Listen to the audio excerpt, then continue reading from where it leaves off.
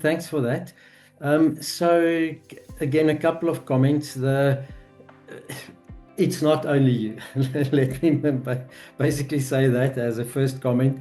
I've across the years when you're looking at manufacturing depending on the levels where the majority of your people work. So for instance, in the warehouse, I get the comments often around women needing to have the physical strength and often don't have the physical strength to do what the men do. That's a very stereotypical thing.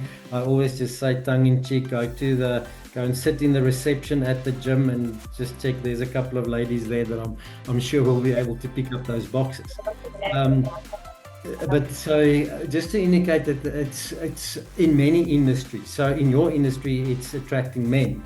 In manufacturing, it could be attracting women to those types of positions. In the mining industry, attracting women to work down in the mines, or to look at some of the challenges we have of women that might fall pregnant, working with certain machinery and the impact that could have.